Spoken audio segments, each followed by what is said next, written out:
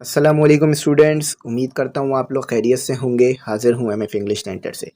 तो आज जो है वो रिव्यू एक्सरसाइज 14 करेंगे और चैप्टर नंबर 14 कंप्लीट हो जाएगा हमारा। ठीक है, एक्सरसाइज मैंने अपलोड कर दी है, तमाम थ्योरम्स उसके एरिया के समझा दिए थे, तो वो देख लीजिएगा और एरिया के थ्योरम्स बहुत इंपॉर्टेंट है, समझ लीजिएगा। तो इसके बाद बस चैप्टर नंबर 15 रह जाएगा और 16 हम ऑलरेडी कर चुके हैं। तो तमाम एक्सरसाइज इस बुक की करवा दी है मैंने आपको। तो प्लेलिस्ट बना दी है, प्लेलिस्ट में जाकर एक्सरसाइज जो हमारा चैप्टर नंबर 1 है वो देख लीजिएगा और इसी तरह से पूरी मैथ की बुक की प्लेलिस्ट बना दूंगा, तो आप इजीली कोई भी एक्सरसाइज देख सकेंगे।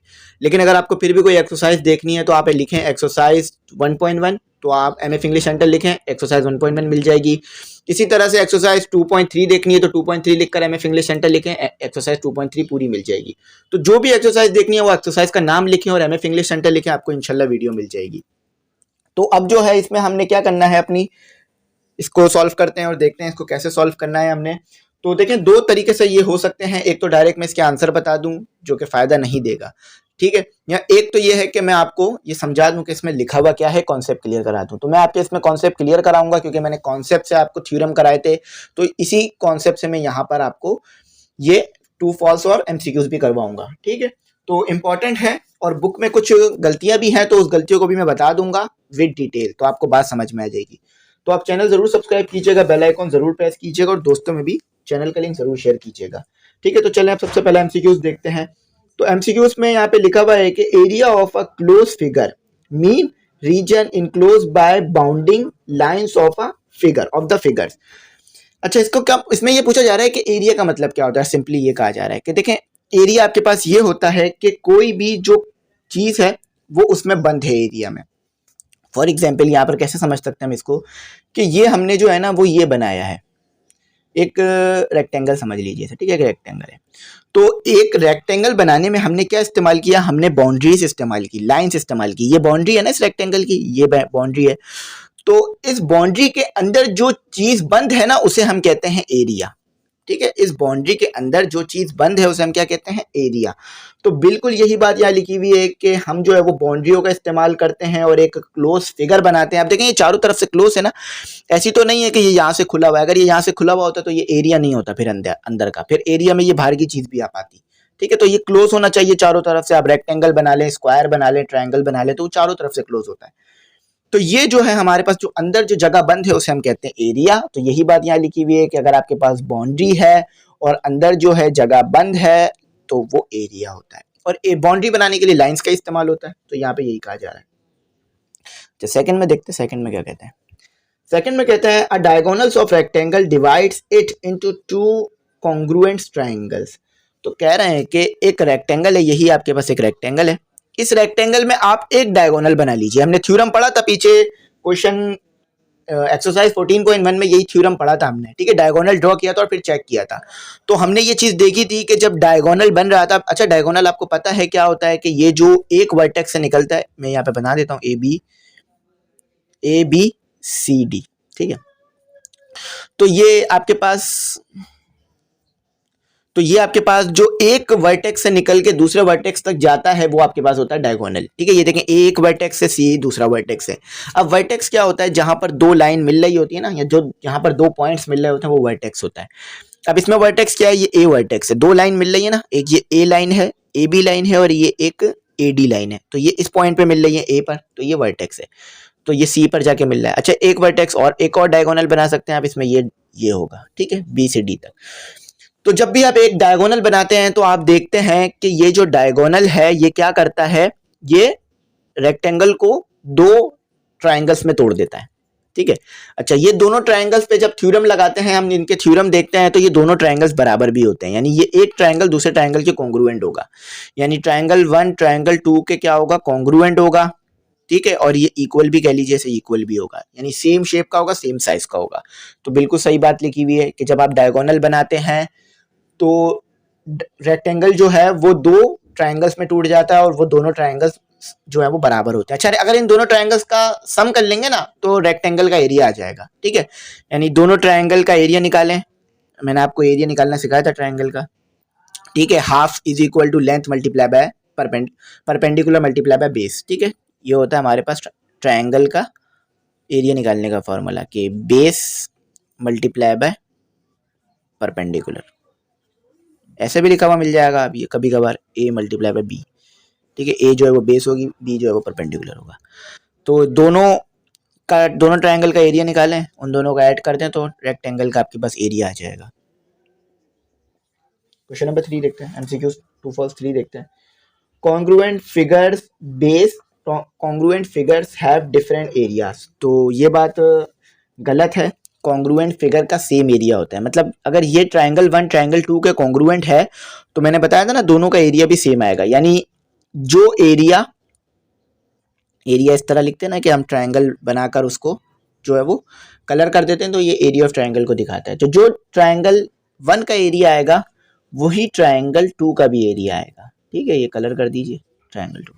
मैंने आपको पहले भी बताया था ये बात कि आप यहाँ चाहें तो एरिया ऑफ ट्रायंगल ऐसे लिख लें, ठीक है। लेकिन अगर आप टाइम सेव करना चाहते हैं तो ये ट्रायंगल बनाएं और इसको कलर कर दें, तो इसका मतलब होगा कि एरिया की बात कर रहे हैं आप, ट्रायंगल के एरिया की बात, ठीक है। अच्छा ये थोड़ा सा उधर चला गया, ये देखें, ठीक है, इधर सब आपको नजर आ रहा होगा। तो ये फॉल्स है, यानी अगर दो सेम ट्रायंगल हैं अगर उनका एरिया निकालेंगे ना तो सेम आएगा। यानी दो ट्रायंगल हैं जो कि कॉन्ग्रुएंट है, सेम शेप सेम साइज के हैं, और अगर उनका आप एरिया निकालेंगे तो वो दोनों सेम आएगा, ठीक है। मैंने आपको बता दी है बात। 4 में कहते हैं the area of parallelogram is equal to the product of base and height. यानी एरिया ऑफ पैरेललोग्राम का फॉर्मूला बोल रहे हैं। देखें एरिया ऑफ पैरेललोग्राम क्या होता है, इसका फॉर्मूला आपके पास क्या होता है कि बेस मल्टीप्लाई बाय हाइट, ठीक है, बेस मल्टीप्लाई बाय हाइट। तो ये क्या बन गया आपके पास, एरिया ऑफ पैरेललोग्राम का फॉर्मूला। एरिया ऑफ पैरेललोग्राम आप ऐसे भी बना सकते हैं कि एरिया ऑफ पैरेललोग्राम बन के उसे कलर कर दीजिए हाइट। तो ये है आपके पास एरिया ऑफ पैरेललोग्राम का फॉर्मूला। तो ये बिल्कुल सही बात लिखी हुई है, ट्रू, कि एरिया ऑफ पैरेललोग्राम क्या होता है कि बेस को मल्टीप्लाई कर दिया जाता है हाइट से, यानी दोनों एक दूसरे के प्रोडक्ट होते हैं। अच्छा इसको रिमूव करते हैं, ठीक है। आप ये लिख लीजिएगा मैंने जो बनाया है, इसको रिमूव करते हैं। तो 5 में हमसे कहा जा रहा है कि medians of a triangle mean perpendicular from a vertex to the opposite side. अच्छा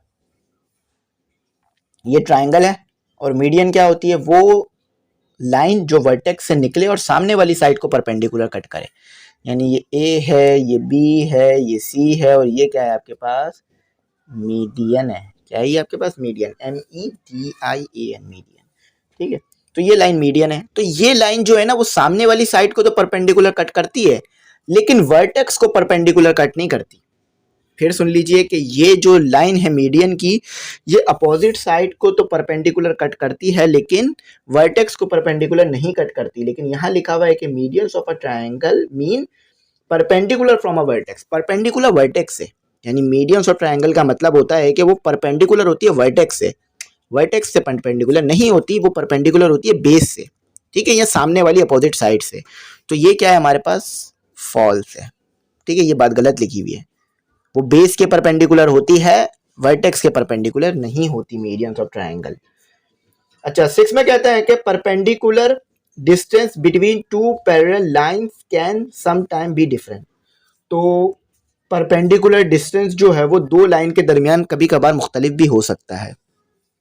ये आपके पास दो परपेंडिकुलर लाइन है, तो इनकी जो बात हो रही है, मतलब इसको मैं इस तरह बता देता हूँ आपको, ये परपेंडिकुलर नहीं होगा, ये पैरेलल हो जाएगा, ठीक है, ये पैरेलल की कंडीशन आ जाएगी हमारे पास। तो perpendicular distance between two parallel lines, यानी दो पैरेलल लाइंस हैं, ये यूं बनाना पड़ेगा,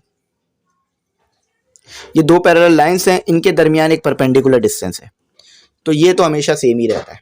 तो यहाँ लिखा हुआ डिफरेंट हो सकता है, तो ऐसा नहीं है, ठीक है। ये एक रेक्टेंगल है समझ लीजिए, तो रेक्टेंगल में अगर आप परपेंडिकुलर डिस्टेंस बना रहे हैं तो हर जगह पर सेम ही आएगा, यहाँ भी सेम आएगा, यहाँ भी सेम आएगा, यहाँ भी सेम आएगा। तो क्योंकि वो तो पर पैरेलल है, एक दूसरे के पैरेलल हैं और सेम डिस्टेंस पे फिक्स हुए हैं, तो ये भी क्या है हमारे पास, ये हमारे पास ये भी आ गया फॉल्स, FALSE फॉल्स। अच्छा यहाँ पर एक बात याद रखिएगा कि 5 में यहाँ पर जो है ना पीछे, यानी 5 में पीछे मैं आपको देख के बता देता हूँ कि 5 में ना, 5 में नहीं बल्कि यहाँ पर 5 में शायद 6 में यहाँ पर 2 कहा हुआ है, 5 में या 6 में मैं इसको देख लेता हूँ, 5 6 और ये थर्ड, नहीं अभी यहाँ पर सभी ट्रू आ रहे हैं हमारे, कोई भी फॉल्स नहीं है, ठीक है, यहाँ सभी ट्रू आ रहे हैं। यानी ये सभी ट्रू आने से मुराद ये है कि तमाम आंसर पीछे बुक से मैच कर रहे हैं, ठीक है। ये फॉल्स है, ये मैंने आपको यहाँ बता दिया रीजन के साथ। 7 देखते हैं। अच्छा 7 में गलती है, 7 में पीछे आपको बुक में दिया हुआ ट्रू, लेकिन यहाँ फॉल्स आएगा। फॉल्स कैसे आएगा, इसको स्टेटमेंट पढ़ के प्रूफ करके बताता हूं मैं आपको। कह रहे हैं कि an altitude draw from a vertex always bisect the opposite side, यानी अब एल्टीट्यूड और मीडियन में बच्चे फर्क नहीं कर पाते हैं क्योंकि वो दिखते तो एक ही जैसे हैं, लेकिन मीडियन जो है ना वो परपेंडिकुलर कट करती है और मिड पॉइंट पे कट करती है साइड को, अपोजिट साइड को, लेकिन एल्टीट्यूड ऐसा नहीं करती, ठीक है। एल्टीट्यूड ऐसा नहीं करती। अब ये देखें, यहां से वर्टेक्स से एक लाइन निकली, इसने जाकर अपोजिट साइड को कट किया, परपेंडिकुलर कट किया, ले ए बी सी, ठीक है। थोड़ा मैंने अलग अलग नाम दे दिया ताकि समझने में आसानी रहे। तो ये मीडियन नहीं है, एल्टीट्यूड है, एल्टीट्यूड, TUD, ठीक है। ये मीडियन नहीं है, एल्टीट्यूड है। अब एल्टीट्यूड कैसे पता चली है ये कि इस लाइन ने अपोजिट साइड को इसको मिड पॉइंट पे कट नहीं किया है, मतलब इस लाइन ने अपोजिट साइड को मिड पॉइंट पे कट नहीं किया, मिड पॉइंट के अलावा कट किया है। तो यानी ए से लेके डी तक का डिस्टेंस सेम नहीं होगा डी से लेके बी तक का डिस्टेंस से, यानी ए से लेके डी तक का डिस्टेंस अलग आएगा और डी से लेके बी तक का डिस्टेंस अलग आएगा, लेकिन मीडियन में सेम आएगा। अगर ये डी है, बी डी, क्योंकि मीडियन मिड पॉइंट पे कट करती है, एल्टीट्यूड मिड पॉइंट पे कट नहीं करती, तो ये फॉल्स है। पीछे आपको ट्रू लिख के दे दिया है, ठीक है, तो ये फॉल्स है। अब आखिरी करते हैं जो कि है हमारे पास 8।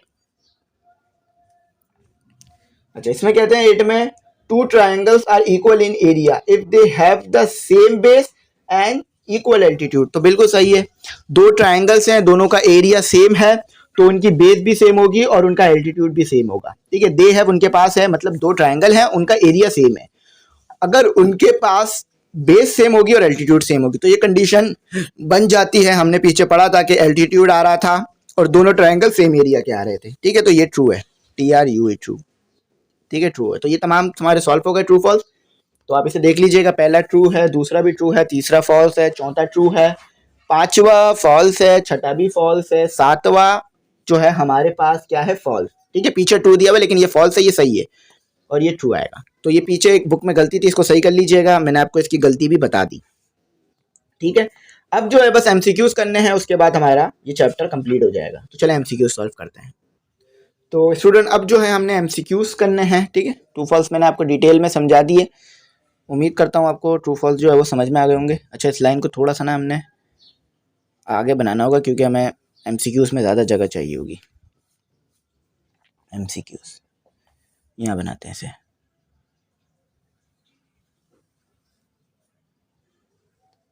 ठीक है। तो अब MCQs सबसे पहले देखते हैं उसमें क्या कहा जा रहा है।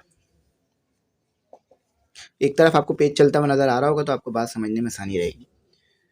तो कहा जा रहा है कि if perpendicular distance between two lines is the same the lines are, जो ट्रू फॉल्स था ना वही है।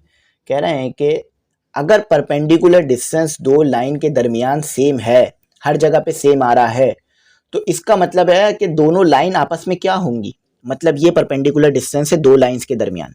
एक लाइन हो गई हमारे पास A से लेकर B, ठीक है, और दूसरी लाइन हो गई हमारे पास C से लेकर D से लेकर C, ठीक है। इसे सही नाम देते हैं ताकि गलती ना हो, D से लेकर C। तो दोनों हर जगह पर ये डिस्टेंस सेम आ रहा है, तो दोनों लाइन आपस में क्या होंगी, parallel to each other. Parallel होंगी तो ये कंडीशन फॉलो होगी, अगर पैरेलल नहीं हुई तो ये कंडीशन फॉलो नहीं होगी। अगर ऐसे हुई, एक लाइन यूं है, एक लाइन यूं है, पैरेलल नहीं है, तो यहाँ पे डिस्टेंस अलग आएगा, यहाँ पर अलग आएगा, यहाँ पर अलग आएगा और फिर यहाँ पर अलग आ रहा होगा, ठीक है। पैरेलल टू ईच अदर यानी एक दूसरे के पैरेलल है, ठीक है। पैरेलल टू ईच अदर, ये जो है हमारे पास B है, ठीक है, पैरेलल टू ईच अदर। कह रहे हैं कि दूसरे में कहते हैं if two triangles have equal areas then they will dash be congruent as well, यानी कह रहे हैं कि दो ट्राइंगल्स हैं, उनका इक्वल एरिया आ रहा है। फॉर एग्जांपल ये ट्राइंगल मैंने इसके अंदर ड्रॉ किया और ये इसके अंदर दूसरा ट्राइंगल ड्रॉ कर दिया, ठीक है। मतलब एक ट्राइंगल था, बीच में मीडियन को ड्रॉ करने से दो ट्राइंगल बन गए। तो ये ट्राइंगल 1, ट्राइंगल 2, ट्राइंगल 1 का जो एरिया आ रहा है वही ट्राइंगल 2 का भी एरिया आ रहा है।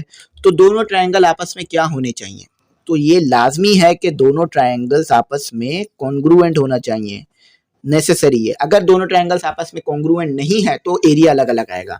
तो यहाँ आएगा हमारे पास नेसेसरी। नेसेसरी का मतलब होता है लाजमी या जो कि होना चाहिए, वरना अगर नहीं होगा तो आपका जो, ठीक है, गलत आएगा। नेसेसरली लिखा हुआ है यहाँ पे तो नेसेसरी होता है, ठीक है। यहाँ नेसेसरीली लिखा हुआ है तो इसे नेसेसरी करते हैं, एक काम करते हैं, ठीक है, स्पेलिंग सही करते हैं। नेसेसरीली लिखा हुआ है इस पे, ठीक है, तो इसे नेसेसरी करते हैं। तो तीसरे में लिखा हुआ है एक है, तीसरे को देखते हैं। अच्छा, नेसेसरली ये स्पेलिंग सही है या नहीं है, इसके ऊपर जो है वो हम देख लेते हैं। अच्छा, ये बात याद रखिएगा कि स्पेलिंग को सही लिखिएगा ताकि जो बात समझ में आए। अच्छा, नेसेसरली स्पेलिंग सही लिखी हुई है इसकी, ठीक है, इसको देख लेते हैं।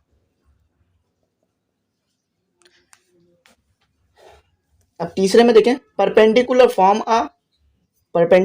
Of vertex of a triangle to its opposite side is called. अच्छा, इसी की बात हो रही है, ठीक है, कि आपके पास एक ट्रायंगल है ए बी सी, इसे सही करते हैं, ठीक है। ट्रायंगल की साइड्स को कोई भी नाम दे सकते हैं, कोई फर्क नहीं पड़ेगा। कह रहे हैं कि एक आपके पास परपेंडिकुलर है, परपेंडिकुलर फ्रॉम अ वर्टेक्स, यानी परपेंडिकुलर बन रहा है वर्टेक्स से, जो कि आपके पास अपोजिट साइड को क्या कर रहा है, मतलब अपोजिट साइड को काट रहा है। अच्छा, तो ये क्या है आपके पास। अब इसमें हम मीडियन नहीं कह सकते इसे, क्यों नहीं कह सकते, क्योंकि ये नहीं कहा है कि ये परपेंडिकुलर, यानी ये जो हमारे पास लाइन है ये परपेंडिकुलर, ये जो लाइन है हमारे पास जाकर मिड पॉइंट पे काट रही है। अगर ये मिड पॉइंट पे काटती ना, यानी ये डी मिड पॉइंट होता, ए से लेकर डी तक का डिस्टेंस सेम होता, डी से लेकर बी तक का, तो फिर हम कह सकते थे कि ये मीडियन है। लेकिन ये मीडियन नहीं है, ये क्या है, एल्टीट्यूड है, क्योंकि एल्टीट्यूड भी सेम काम करती है लेकिन मिड पॉइंट पे नहीं काटती, बस जाके सामने वाली साइड को। ये क्या है, एल्टीट्यूड, ठीक है। तो ये क्या हो गई हमारे पास, A L T I T U D E, altitude, ठीक है। तो ये हमारे पास एक एल्टीट्यूड की बात हो रही थी कि सामने वाले वर्टेक्स से निकले, परपेंडिकुलर हो, सामने वाली अपोजिट साइड को काटे लेकिन मिड पॉइंट पे ना काटे, ठीक है। अच्छा, इसको रिमूव करते हैं ताकि और जो शेप्स हैं वो बना सकें। तो चौथा जो एमसीक्यूज है वो करते हैं। 4, parallelograms having same base and same altitude are. अच्छा, एक आपके पास पैरेललोग्राम है, पैरेललोग्राम ड्रॉ कर देता हूँ। अच्छा, यहाँ पर एक नहीं दो पैरेललोग्राम की बात हो रही है, यानी दो पैरेललोग्राम बनाने पड़ेंगे। तो दो पैरेललोग्राम इसके अंदर हम इस तरह बना सकते हैं कि यहाँ पर एक, ऐसे नहीं बनेगा, ऐसे तो फिर वो पैरेललोग्राम ही दो हिस्सों में टूट जाएगा। यहाँ से एक लाइन ड्रॉ कर लीजिए, ये दो पैरेललोग्राम बनते हुए नज़र आ रहे होंगे आपको।